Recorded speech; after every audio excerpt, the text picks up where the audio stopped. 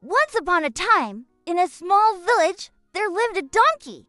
He had worked hard his entire life, carrying heavy sacks of flour for his master, the miller.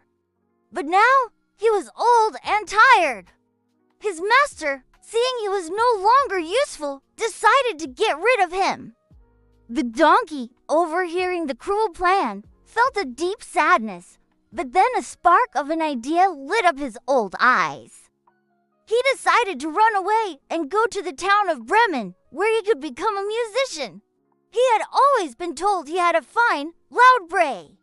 So he set off on the road to Bremen. Before long, he came across a hound dog lying by the side of the road, panting as if he had run a long, long way. "What's the matter, friend?" asked the donkey. The dog sighed. "I am old and can no longer keep up with the hunt," he explained. "My master was going to get rid of me, so I ran away. But now I don't know how I'll earn my keep." The donkey smiled warmly. "I have an idea. I'm going to Bremen to be a musician. You have a powerful bark. Why don't you join me? We can make music together." The dog's tail gave a hopeful wag, and he agreed. The two new friends walked on together. Soon they came upon a cat, sitting in the middle of the road with a face as long as a rainy day. "What's troubling you, old Whiskers?" asked the donkey kindly. "Oh," meowed the cat. "My teeth are not as sharp as they used to be, and I prefer sleeping by the fire to chasing mice. My mistress was going to. Well, you know. So I ran for it. But what now?" The donkey nudged him gently. "Come with us to Bremen. You have a lovely voice for serenading at night. You can be a musician with us." The cat thought it was a splendid idea and joined the donkey and the dog on their journey. The three companions walked on, and as they passed a farm, they heard a rooster crowing with all his might, as if his life depended on it. "My goodness," said the donkey. "You're making enough noise to wake the entire countryside. Is everything all right?" The rooster, with a frantic look in his eye, explained, "The cook is coming. She plans to put me in the soup for Sunday dinner. I'm crowing while I still can." The donkey shook his head. "That won't do at all. You have a magnificent crow. Come with us to Bremen. We are going to be musicians, and your voice will be perfect for our band." The rooster was overjoyed. He flew down from the gatepost and joined the growing group of aspiring musicians. The four friends traveled all day, but the town of Bremen was still far away. As night fell, they found themselves deep in a dark forest. They were tired, hungry, and a little scared.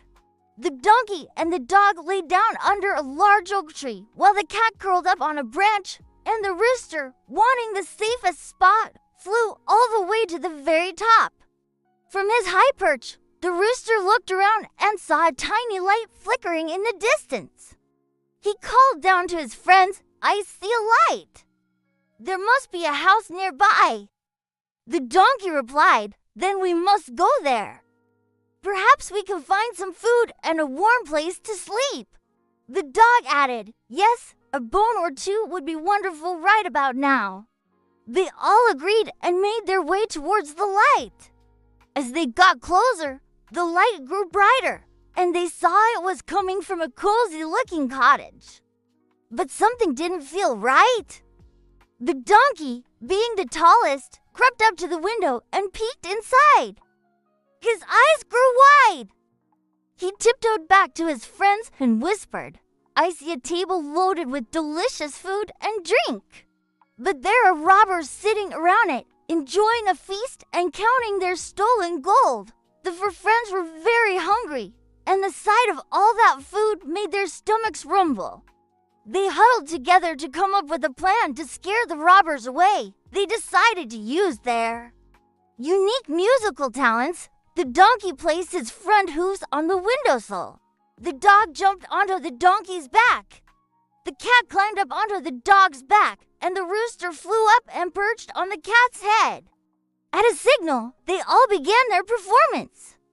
The donkey brayed loudly, the dog barked fiercely, the cat meowed with all his might, and the rooster crowed at the top of his lungs.